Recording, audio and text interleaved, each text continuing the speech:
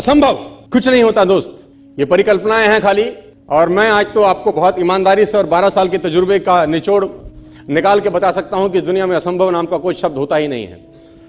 इंसान कभी भी चंद्रमा पर नहीं पहुंच सकता, पृथ्वी विज्ञान की अधिकतम सीमा है।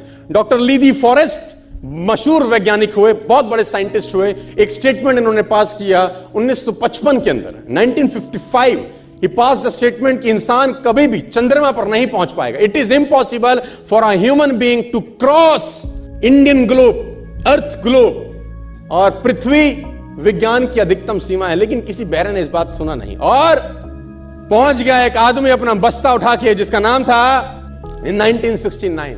और उसके बाद तो स्पेस जर्नी ऐसी हो गई जैसे आप और मैं अभी पतिया और बैंकॉक चले जाते हैं। लॉर्ड केल्विन बहुत बड़े साइंटिस्ट हुए, उनका स्टेटमेंट आया कि सिर्फ पक्षी उड़ान भर सकते हैं, हवा से भारी मशीन का उड़ान भरना असंभव है। इट इज इम्पॉसिबल कि हवा से कुछ भी भारा हो और वो उड़ सके, क्योंकि ग्रेविटी उसको गिरा देगा। लेकिन तमाचा मारा इन लोगों ने, तमाचा मारा और लिख के दिया कि हमने साइकिल के स्पेयर पार्ट से इंसानों को पक्षी बना दिया, साइकिल के स्पेयर पार्ट से इंसानों को पक्षी बना दिया। 16 साल लगे राइट ब्रदर्स को जहाज का निर्माण करने में, लेकिन इन लोगों ने उसकी बात नहीं सुनी कि जो कहते थे कि वायु का सिद्धांत तुम्हारे विपरीत है। ये बात भंवरे को कही जाती थी कि भंवरा वायु के सिद्धांत के कारण कभी जीवन मोड़ नहीं सकता, क्योंकि उसके पंख उसके शरीर से हल्के रहते हैं। लेकिन भंवरा साला किसी स्कूल में गया नहीं आज तक। माई doctor told me I will never walk again. मेरे डॉक्टर ने मुझे कहा कि तुम कभी चल नहीं सकोगी। My doctor told me you will never walk again. My mother told me I would, and I believed my mother rather than doctor. Wilma Rudolph एक ऐसी एथलीट हुई जिनको पोलियो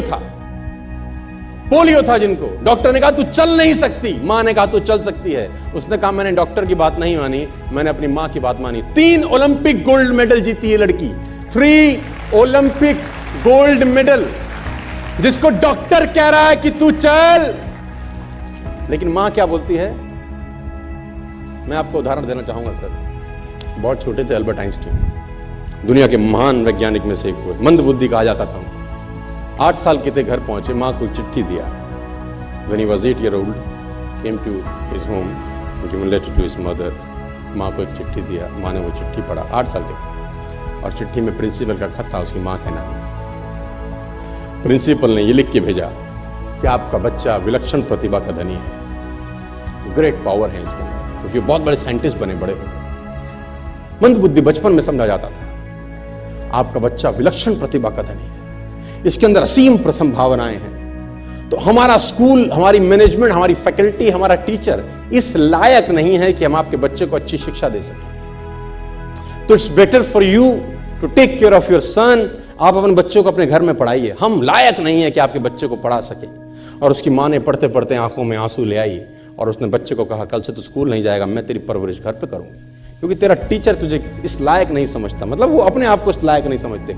बच्चा खुश हुआ, मोटिवेट हो गया और लग गया। उसकी मां का निधन हो गया और अल्बर्ट आइंस्टीन बहुत बड़े साइंटिस्ट हो गए।